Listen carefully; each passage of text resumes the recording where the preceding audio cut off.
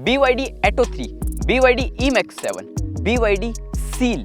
Now this time we have BYD's fourth electric car BYD Sea Lion 7. अब E-Max 7 और Sea Lion 7 से आप ये मत समझना कि जिस तरीके से BYD की E-Max 7 सीटर कार है वैसे ही ये 7 सीटर होगी, नहीं, ये 5 सीटर ही कार है। लेकिन इस गाड़ी को अगर आप देखेंगे तो ये वाकई बहुत ही ज़्यादा प्रीमियम है और BYD सील के मुकाबले कितनी ज़्यादा अलग है वो तो मैं आपको इस वीडियो के अंत तक बता ही दूंगा, इसलिए वीडियो पूरा ज़रूर देखें। तो दोस्तों, मैं हूं अंकित दुबे और आज आपको मिलने वाला है BYD Sea Lion 7 का एक फर्स्ट ड्राइव रिव्यू, जिसे हम चलाने आए हैं जयपुर।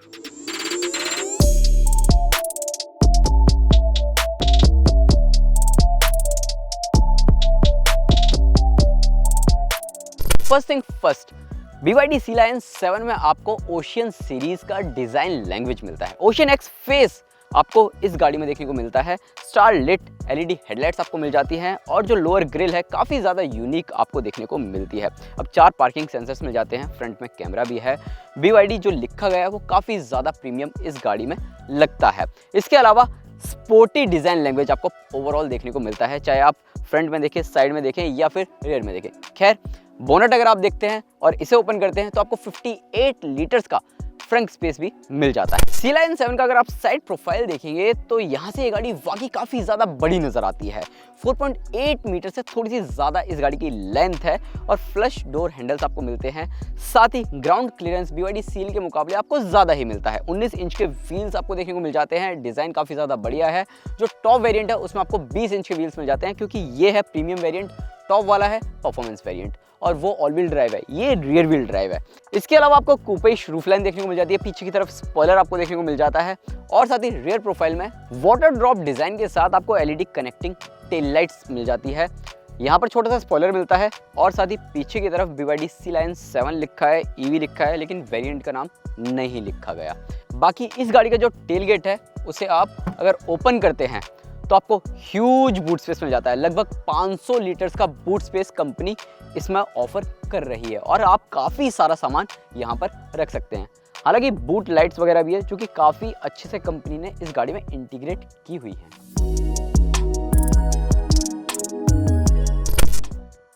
एंड Sea Lion 7 के इंटीरियर में जैसे ही आप आते हैं तो ये गाड़ी प्लश फील देती हुई नज़र आती है।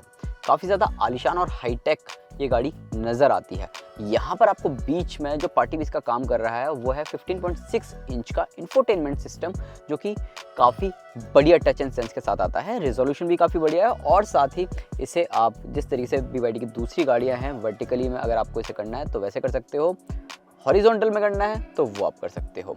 यहाँ पर आपको 10.25 इंचेस का इंस्ट्रूमेंट क्लस्टर मिल जाता है जिसमें आपको तमाम जानकारियाँ मिल जाती हैं इस गाड़ी से रिलेटेड। इसके अलावा यहाँ पर आपको एक बड़ा सा हेड अप डिस्प्ले भी मिल जाता है जिसमें भी आपको तमाम जानकारियाँ मिल जाती हैं। इनफैक्ट गूगल मैप से रिलेटेड भी आपको यहाँ पर जानकारी मिल जाती है, जो कि काफ़ी ज़्यादा बढ़िया है।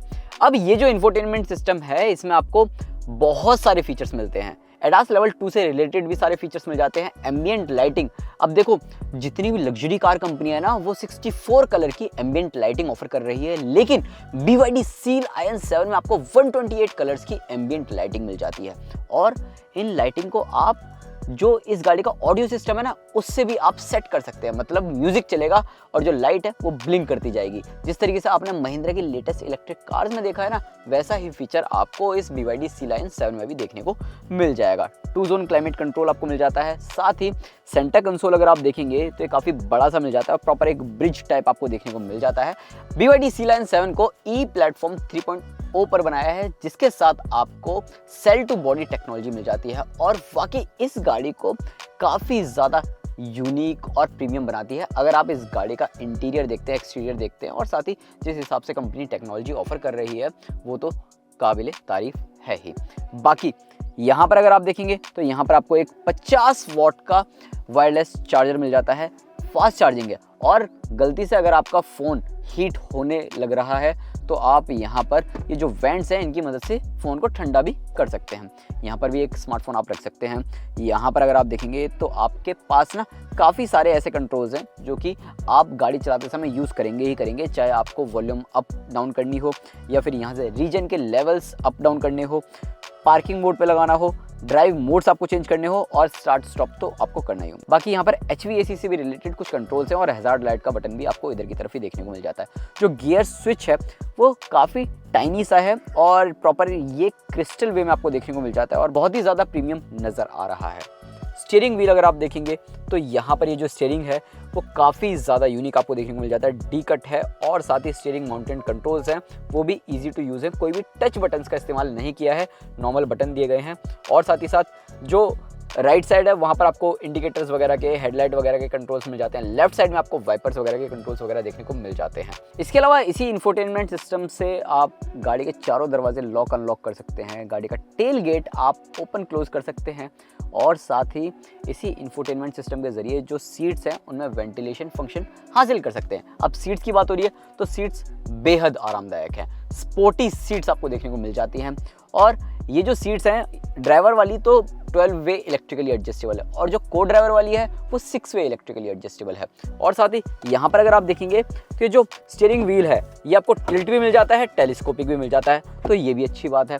इसके अलावा एक चीज़ जो कि मैं आपको बताना भूल गया वो क्या, तो देखो वायरलेस चार्जर तो आपको यहाँ मिलता है 50 वॉट का फास्ट चार्जिंग सपोर्ट के साथ। नीचे की तरफ भी अगर आप आएंगे तो यहाँ पर आपको एक टाइप सी, एक टाइप ए USB पोर्ट मिल जाता है, साथ ही 12 वोल्ट का सॉकेट मिल जाता है और यहाँ पर आप काफ़ी सारा सामान रख सकते हैं।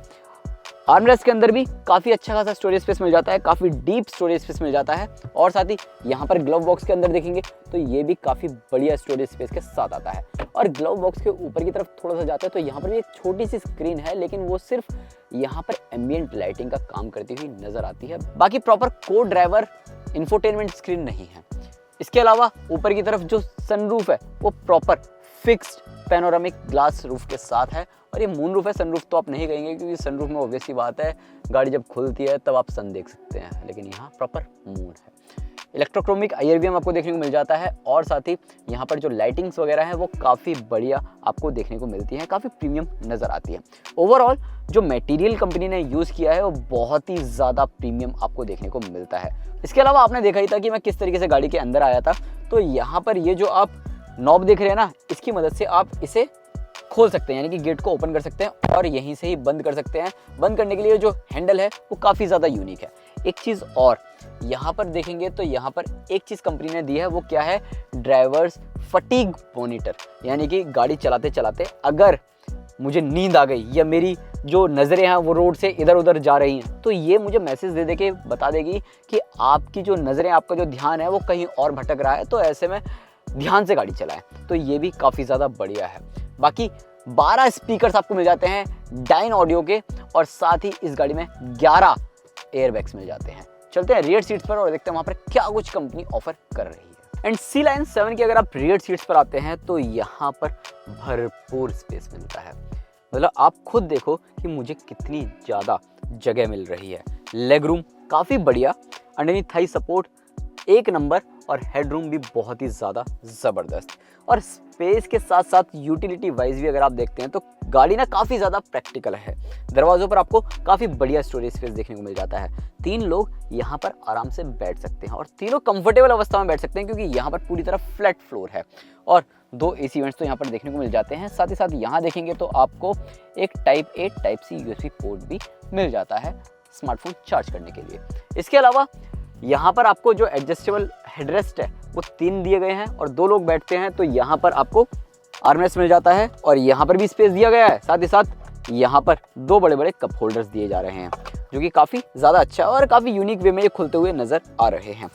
अब बेस्ट पार्ट पता है क्या है कि जो रियर सीट का रिक्लाइनर है उसे आप मल्टीपल लेवल्स में कम ज़्यादा कर सकते हैं अपनी सुविधा अनुसार कि आप कौन से रिक्लाइन एंगल में ज़्यादा कंफर्टेबल होते हैं। बाकी यही सारी चीज़ें हैं जो कि आपको इस गाड़ी के रियर सीट्स में देखने को मिलती हैं। हालांकि 1-2 चीज़ों की कमी महसूस ज़रूर हो रही है। वो क्या कि अगर कंपनी प्रॉपर एक 3 पिन सॉकेट दे देती तो और ज़्यादा अच्छा होता। ऐसा इसलिए क्योंकि इन केस मैं लंबी दूरी की यात्रा पर जा रहा हूँ और ऑफिस का कुछ काम आ गया और मुझे लैपटॉप में काम करना है, तो यहाँ पर मैं प्लग में लगा कर आराम से लैपटॉप चार्ज कर लेता और काम भी कर लेता। तो वही एक चीज़ की कमी महसूस मुझे हो रही है। अब गाड़ी की ड्राइव पर जाएं, लेकिन उससे पहले एक चीज़ और जो कि बेहद खास है वो क्या कि यहाँ पर प्रिवेसी वाले ग्लास यूज़ किए गए हैं और ऑब्वियस सी बात है ऑटोमेटिक अप एंड डाउन तो आपको देखने को मिल जाते हैं। साथ ही साथ इस गाड़ी का जो ग्लास एरिया है वो देखो आपको क्लोस्ट्रोफोबिक भी फील नहीं कराएगा, क्योंकि ऊपर की तरफ आपको बड़ा ग्लास एरिया मिल जाता है और यहाँ पर आपको ठीक ठाक ग्लास एरिया मिल जाता है। अब चलते हैं गाड़ी की ड्राइव पर और देखते हैं कि इस गाड़ी की परफॉर्मेंस कैसी है। BYD Sea Lion 7 में सिर्फ एक ही बैटरी पैक मिलता है 82.5 किलोवाट आवर का, लेकिन दो वेरिएंट्स मिलते हैं, एक प्रीमियम, दूसरा परफॉर्मेंस। हम चला रहे हैं प्रीमियम रियर व्हील ड्राइव, तो बात भी हम इसी की करेंगे, लेकिन परफॉर्मेंस के बारे में भी आपको थोड़ा सा बता देंगे। जो प्रीमियम है, रियर व्हील ड्राइव है, इसमें जो मोटर है वो थोड़ी सी कम पावरफुल आपको मिल जाती है और पावर आपको देती है 308 bhp, साथ ही 380 न्यूटन मीटर ऑफ टॉर्क। जो परफॉर्मेंस है उसमें आपको 523 bhp की पावर मिल जाती है और साथ ही 690 न्यूटन मीटर का टॉर्क मिल जाता है। लेकिन रेंज ना आपको प्रीमियम थोड़ी सी ज़्यादा देता है। कंपनी बोलती है कि 567 किलोमीटर सिंगल चार्ज पर ये गाड़ी चल जाती है, लेकिन रियल वर्ल्ड कंडीशन में ये गाड़ी आपको ईजिली 450-480 किलोमीटर तक रेंज दे देती है। अब बेस्ट पार्ट पता है क्या है कि ये जो प्रीमियम वेरिएंट है, इस वेरिएंट में इस गाड़ी को 0 से 100 kmph की रफ्तार पकड़ने में मात्र 6.7 सेकंड्स का वक्त लगता है। क्या वाकई लगता है? चलिए ये भी टेस्ट कर लेते हैं। तो यहाँ से हम लगाते हैं स्पोर्ट मोड पर और AC कर देते हैं ऑफ, फिर चेक करते हैं कि 0 से 100 का जो टाइम है वो कितना इस गाड़ी को लगता है। थोड़ा सा स्टीयरिंग भी हमने एडजस्ट कर लिया अपने हिसाब से।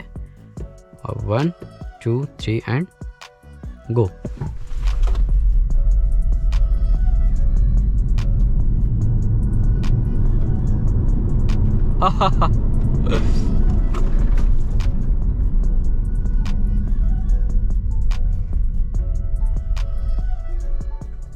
तो प्रीमियम वेरिएंट का तो आपने 0 से 100 kmph का टाइम देख लिया, लेकिन अगर मेरे पास परफॉर्मेंस वेरिएंट होता तो 0 से 100 kmph का टाइम लगता उसे लगभग 4.5 सेकंड्स का। और ऑब्वियसली बात है वो गाड़ी ज़्यादा तेज़ तर्रार है, रेंज उसकी थोड़ी सी कम है।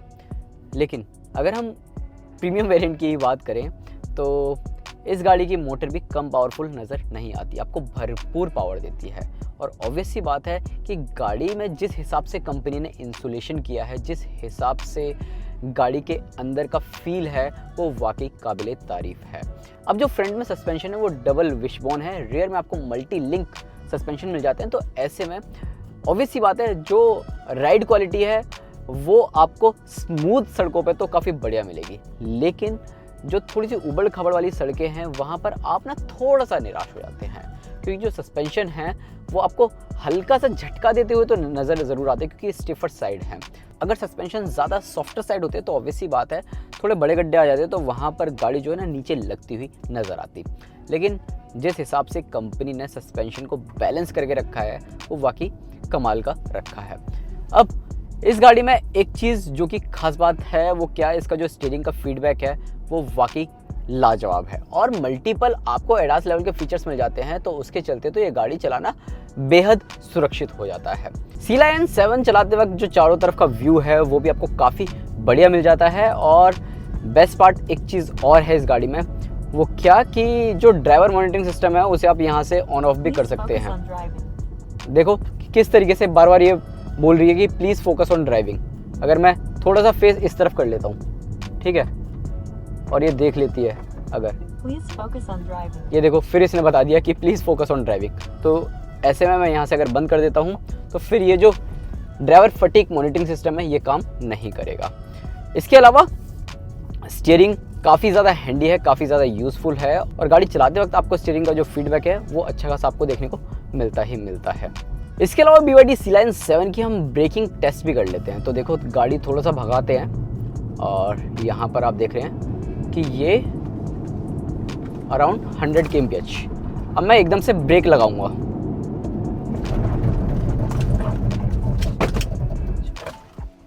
तो यहाँ पर आप देख रहे हैं कि किस तरीके से एकदम से ब्रेकिंग में ये गाड़ी रुक जाती है और जो इसमें ABS किक इन हुए वो काफ़ी बढ़िया काम करते हुए भी नज़र आए। देखो NVH लेवल तो गाड़ी का काफ़ी ज़्यादा बढ़िया है, लेकिन जो टायर का नॉइज़ है वो थोड़ा थोड़ा ज़रूर केबिन के अंदर आपको सुनने को मिलता है।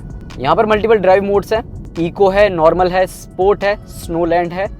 और स्नोलैंड में ऑब्वियस सी बात है आप गाड़ी को थोड़ा सा स्नो वगैरह पे चला सकते हैं, वहाँ पर आपको ट्रैक्शन वगैरह थोड़ा ज़्यादा बेहतर मिल जाएगा। अब आखिर हम बात करते हैं BYD Sea Lion 7 को खरीदा जाए या नहीं। तो देखो, जो BYD Seal है वो स्पोर्टी इलेक्ट्रिक सेडान है। अब BYD Sea Lion 7 को आप एक कूपे SUV बोल सकते हैं जो कि फैमिली ओरिएंटेड है। मतलब आप अगर 5 लोगों का परिवार है तो आप इस गाड़ी को खरीदते हैं, और इस गाड़ी में जिस हिसाब से कंपनी कंफर्ट ऑफर कर रही है, स्पेस ऑफर कर रही है, टेक्नोलॉजी ऑफर कर रही है, फीचर्स ऑफर कर रही है, वाकई काबिले तारीफ है। ओवरऑल आप बताओ आपकी क्या राय है इस BYD Sea Lion 7 को लेकर। और हाँ, वीडियो पसंद आया हो तो लाइक करें, शेयर करें। पहली बार अगर इस चैनल पर वीडियो देख रहे हैं तो सब्सक्राइब करना ना भूलें।